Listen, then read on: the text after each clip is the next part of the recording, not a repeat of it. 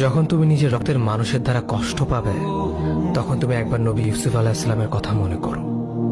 তিনি কিভাবে নিজের ভাইয়ের দ্বারা প্রতারিত হয়েছিল। যখন তোমার বাবা মা না বুঝে তোমার বিরুদ্ধাচরণ করে, তখন নবী ইব্রাহিম আলাইহিস সালামের কথা মনে করো। তার বাবা তাকে আগুনে নিক্ষেপ করায় ভূমিকা রেখেছিল। যখন তুমি সমস্যা থেকে পরিত্রাণের জন্য কোনো পথ পাবে না, তখন ইউনুস আলাইহিস সালামের কথা ভেবো। তিনি কতটা সময় তিমি মাছের পেটে আটকা পড়েছিল। যখন তোমার নামে কেউ মিথ্যা অপবাদ ছড়িয়ে দেবে, তখন মা আয়েশা রাদিয়াল্লাহু আনহার কথা মনে করো। তার নামে পুরো শহর জুড়ে কুৎসা রচনা করা হয়েছিল। যখন তুমি অসুস্থ ব্যথার যন্ত্রণায় কাতরাতে থাকো, তখন নবী আইয়ুব আলাইহিস সালামের কথা ভেবো। তিনি ভয়ঙ্কর এক ভাইরাসজনিত রোগে আক্রান্ত হয়ে তোমার থেকে বেশি কষ্ট পেয়েছিল।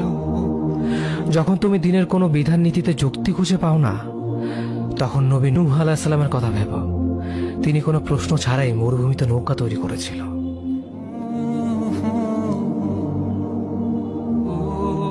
যখন তুমি আত্মীয়স্বজন, পরিবার, বন্ধু বান্ধবের কাছে হাসির পাত্রে পরিণত হও, তখন তুমি শেষ নবী হযরত মুহাম্মদ সাল্লাল্লাহু আলাইহি ওয়াসাল্লামের কথা ভেবো। রাসূল সাল্লাল্লাহু আলাইহি ওয়াসাল্লাম বলেছিলেন, সবচেয়ে বড় পরীক্ষা দিয়ে সব থেকে বড় পুরস্কার আসে। যখন আল্লাহ কাউকে ভালোবাসেন, তখন তাকে পরীক্ষা করেন, এবং যে এই পরীক্ষাগুলো মেনে নেয়, সে আল্লাহর সন্তুষ্টি অর্জন করে। আর যে অভিযোগ করে, সে তার ক্রোধের পাত্র হয়। হে আল্লাহ, তোমার কথা মনে করা, তোমার প্রতি কৃতজ্ঞ হওয়ার এবং তোমার ইবাদত করার তৌফিক আমাদের দান করো। আমিন।